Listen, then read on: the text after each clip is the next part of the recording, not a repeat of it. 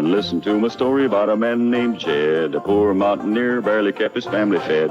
And then one day he was shooting at some food, and up through the ground come a bubbling crude oil, that is, black gold, Texas tea.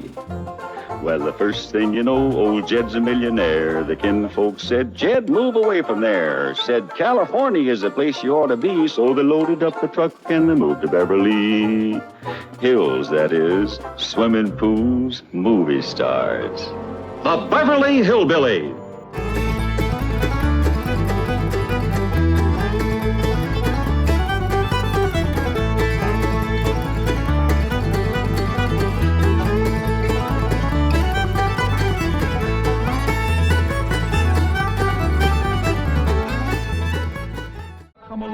Visit with the Clampett family as they learn the simple pleasures of the hills of Beverly. That includes the products of your sponsor of the week, the cereals of Kellogg's, Kellogg's of Battle Creek. Corniest flakes anybody makes, Kellogg's.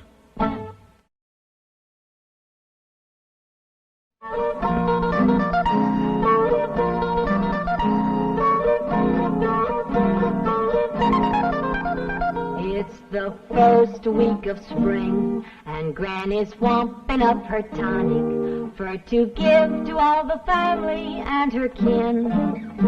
Though it tastes mighty bitter, it is good for man and critter, because it gets your blood to running free again. Granny's brew, it's good for you. If you're off your feet, you ought to have some too. Even Pa leaves his victuals. He just sits out front and whittles. Cousin Jethro, he's a-sleeping in the shade. Instead of doing her spring cleaning, on her mop Aunt Pearl's a-leaning. Granny better get that batch of tonic made. There's the gong. Won't be long till the family's back to feeling good and strong. Line up, everybody. First come, first served. 1, 2, 3, and 4. All right, Pearl, go ahead.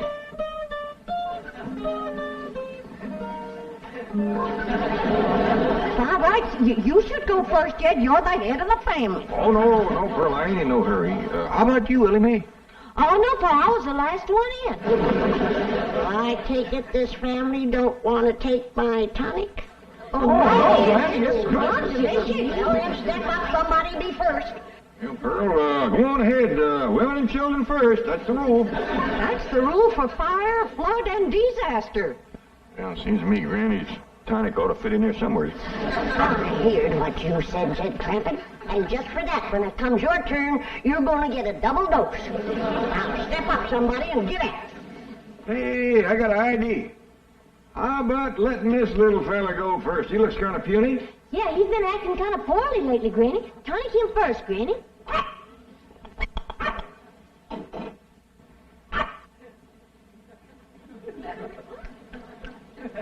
Sure seems to like it. Yeah, you want some more? No, I reckon that's enough for a little critter like him.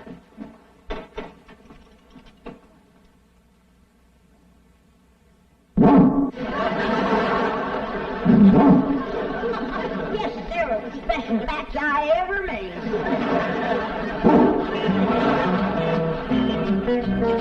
Miss Hathaway, these papers are ready for Jed Clampett's signature. Oh, incidentally, he did a fine job bringing his file up to date. Thank you, Chief. I'll be right in.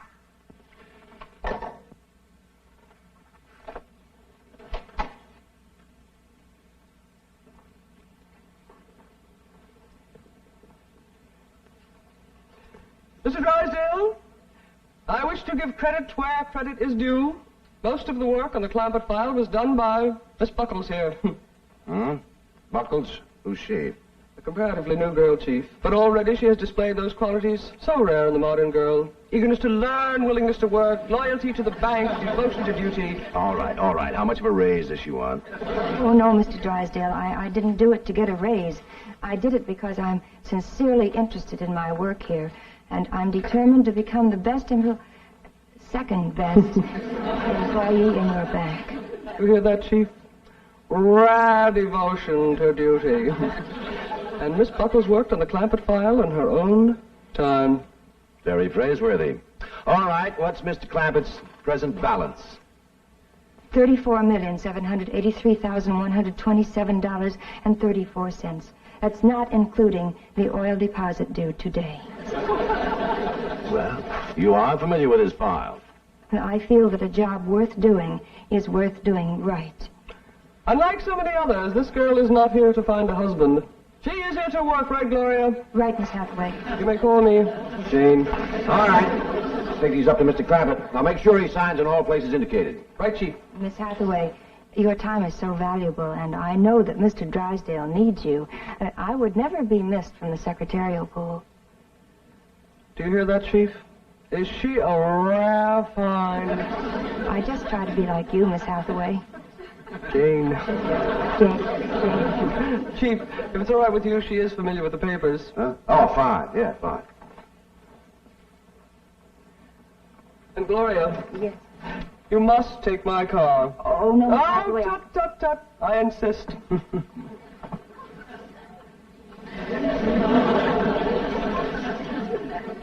Ernie, you seen anything of Jed? Not since I gave him that double dose of tonic. I wonder if you had ought to double-dosed him. Just one dose has Jethro jumping fences. Well, Jed's an older man. He can hold his tonic.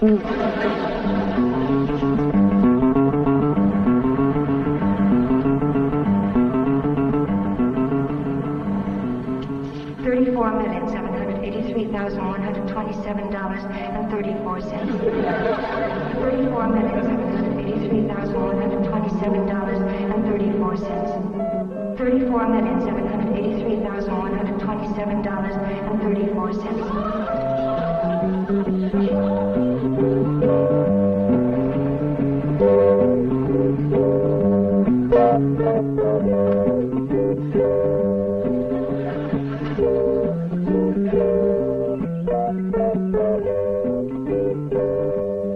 Howdy, ma'am. Well, how do you do? I'm Gloria Buckles from the Commerce Bank. Oh, it's mighty nice to meet you. I'm Jed Clampett. You? Yes, ma'am. But I was looking for a much older man. Ain't no older man around here. Might could scare you up one in the neighborhood. Seems to me I seen an elderly fella down the road a piece. No, I simply meant I couldn't believe that you were so young. Well, maybe it's 'cause I ain't. You look so young. You do look young. Is that a fact? He's holding his tonic, but that ain't all.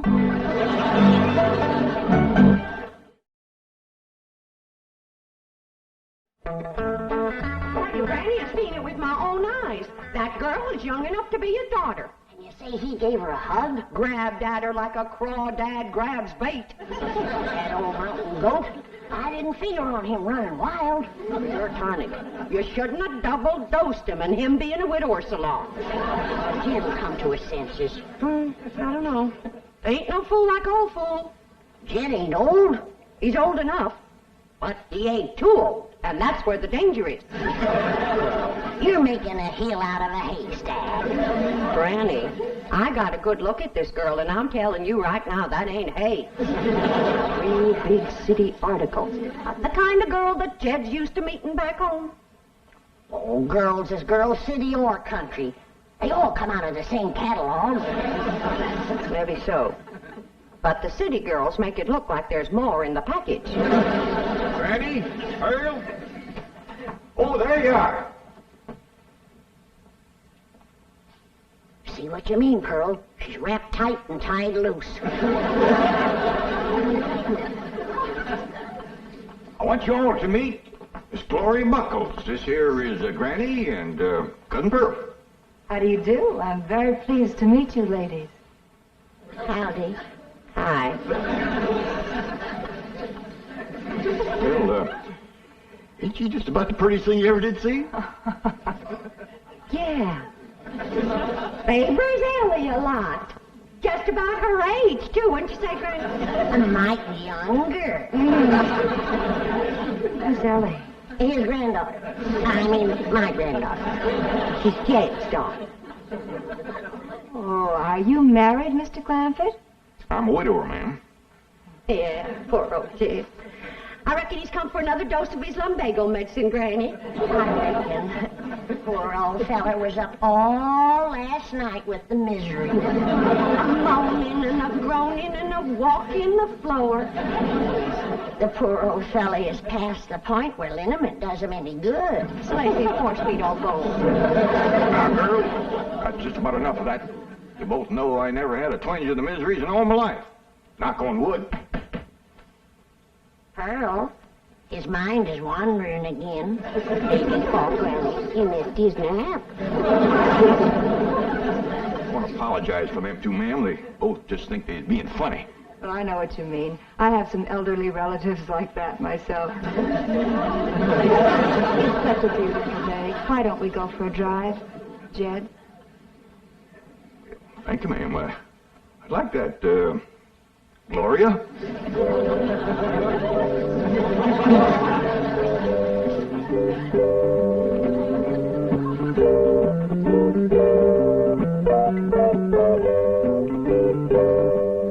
Did you hear what she called us? Elderly relatives. Well, mind that. It's what he called her and she called him, and now she's going to get him out alone in her car. Let's get in the truck and follow him.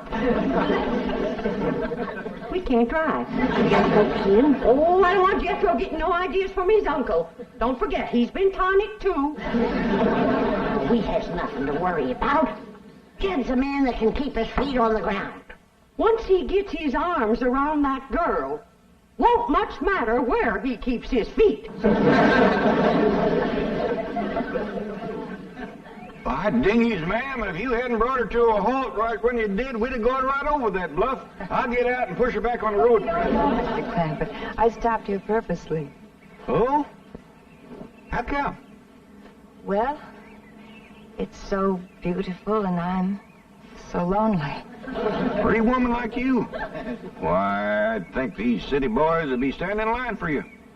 Boys, yes. Men, no. Well, I see them here all ages. Well, I'm afraid that years alone do not turn a boy into a man. I reckon I know what you mean. I blame that city down there. Something about it seems to have closed in on a boy and keep him small and immature all his life. Show me a boy that's grown up in the country, in the mountains especially, and I'll show you a man, a real man. You're going to think I'm making this up on account of what you just said. Well, I grew up in the mountains. No. Yes, ma'am. Don't let that Beverly Hills mansion fool you. I'm a mountain boy, born and bred. Of course. Of course, I see it now.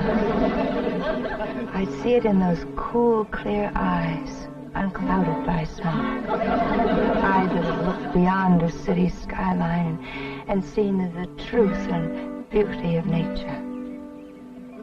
I see it in this rugged, handsome face. I see it in these strong but gentle hands. Hands that have dug into the good earth, put life into it, and brought it forth. Hands roughened by honest toil.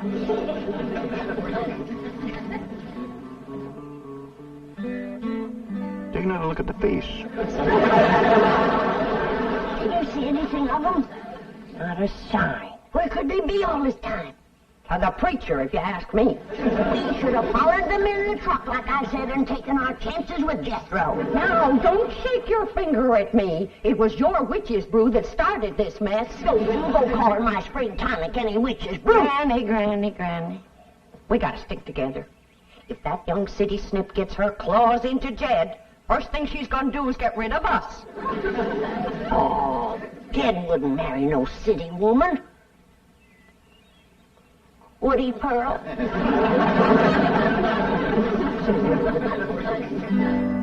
Oh, Jed.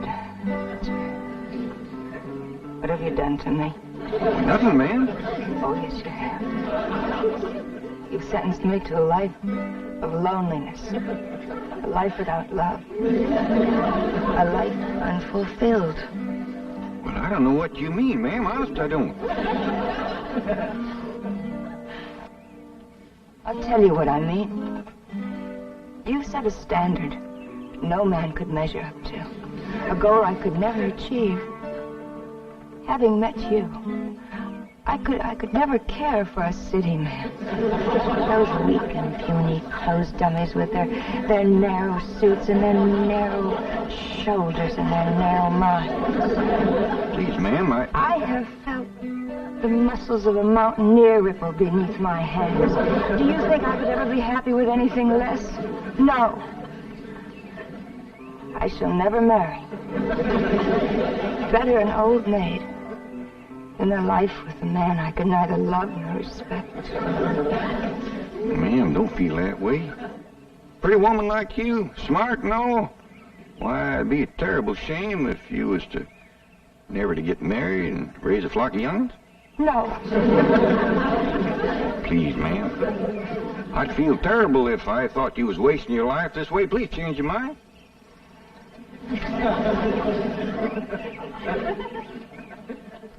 Well, Miss Gloria, if you're determined to marry a mountain man and none other, and unless you do it, your life will be ruined, maybe, and I get to know you better, I could find a way. Oh, Jed. Now, I ain't making no promises, but you set me to thinking. I reckon we'd best get back home and everybody get better acquainted.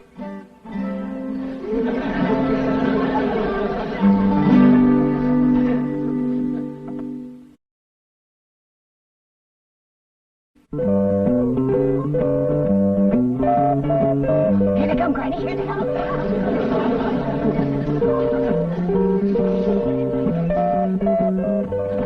If she thinks that she's gonna throw us out, I'll fill her so full of buckshot. There's that face coming up the driveway.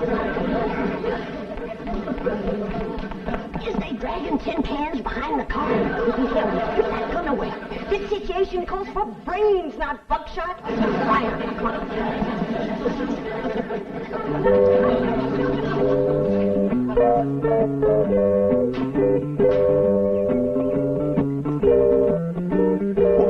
Near forgot your pocketbook. Oh, those are some papers Mr. Drysdale wants you to sign. Well, come on, let's get in here and get busy. Got a lot to do with signing and dancing and getting better acquainted.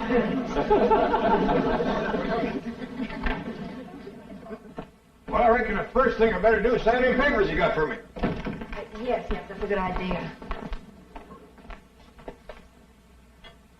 Is she wearing a wedding ring? Wait till she gets her gloves on. Don't see one.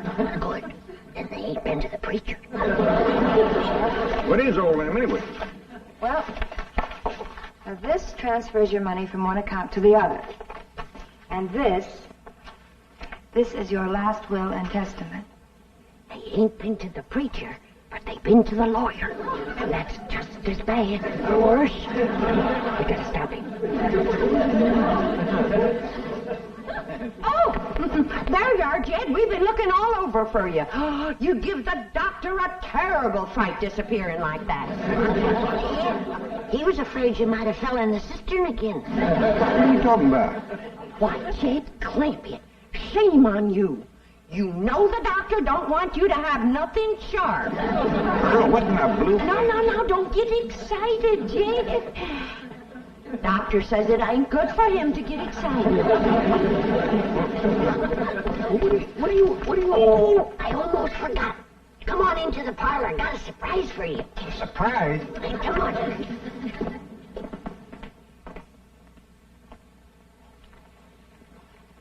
All right, what's the surprise? Well, the surprise is what Pearl and me found out about that woman while she was gone. What'd you find out? She's a spy. For one of them foreign nations. Which one? Minneapolis, Wisconsin. Granny. Yeah? Poor old fella. He ain't been himself since that mule kicked him in the head. I because he's been giving you that star about having lots of money and this house being his and all that? Well, I did get the impression that he was a very wealthy man, yes. Don't have a cent. Not a red penny to his name. Is that a fact? Yeah. But it ain't his fault, poor old thing. He didn't mean no harm. Mule kick. Shook a few things loose in the loft. Leave Kansas City, Illinois? Now, Granny, I want you and Pearl to stop all this nonsense and listen carefully. You go out and round up Jethro and Ellie Mae. I want the whole family to get well acquainted with Miss Buckles here, because when you do, I just might have an announcement to make. What about Jay? You'll find out in due time, Pearl. Now, you and Granny go on, Scoot. This beautiful young lady here is going to teach me how to dance city style. That's right, Mr. Drysdale. We didn't know who else to call. But we think this here woman's trying to get Jed's money. Well, she says her name is Gloria Buckles, but I don't know. What? Oh, well, yes, sir. Yes, sir, we will. Bye. Mr. Drysdale must know that woman. He's a-coming right over. Is Pa gonna marry up with her? Oh, child, we hope not. We pray not. Why, Granny? Well, I gotta look at her, and boy, she's pretty. Beauty is only skin deep, son. Well, she must have awful deep skin, because every place I could see was... Now, Mr. Drysdale says we's to keep her here till he comes. I'll watch her, Ma. You watch your car. How about I throw a down set on her? Good idea. I'll sit with you. Jed ain't gonna hold still for nothing rough. Now, Ellie, you and Jethro keep an eye on things. Granny and me's gonna do some plotting and thinking.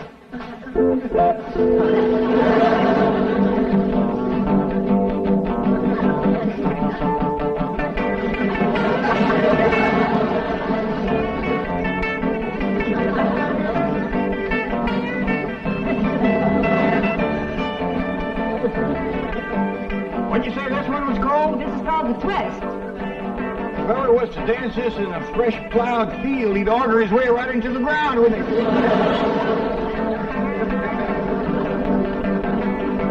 Hey, Jethro, come on in. You want to dance? I'd heap rather dance with her, Uncle Jed. What I had in mind, boy.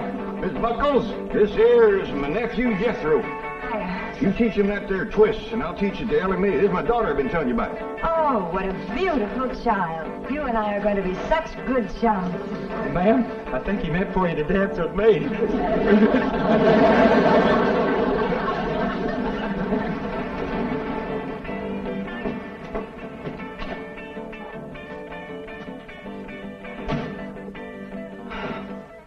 We're in time, Chief. There's my car. Yes, now where's your protege? That loyal, devoted, hard-working gold digger. I can't believe it. So shy, so retiring.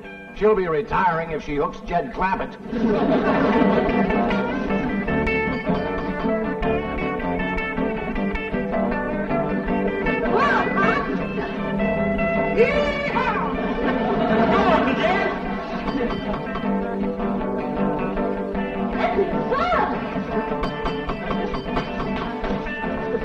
I reckon you better answer that door. Okay, Uncle Jed. Howdy. How do you do, ma'am? I'm sorry to intrude. Howdy, folks. Come on in. Dig yourselves a hole. Gloria Buckles. Huh? Where? There. Oh, I thunder it is. You imposter. Jezebel! You gold digger. I have a bulletin for you two. You better be nice to me, or else after my wedding you may lose your largest depositor. Wedding? Mr. Clampett, have things gotten as far as actually discussing marriage with this woman? Well, yes, Mr. Drysdale, they have. Her and me had a nice long talk about it, and that's the reason I brought her home, so she could meet the family and kind of get acquainted. But This pretty young city woman says that unless she can marry a mountain man, she just ain't gonna get married at all. I think we all agree that'd be a terrible waste. Should we set the date now, Jed? Well, yeah, near as we can. I'd say everybody willing that it'd be in about 3 or 4 years. 3 or 4 years? Yeah, be that long before Jethro's 21. My diggity dog, I got me a wife!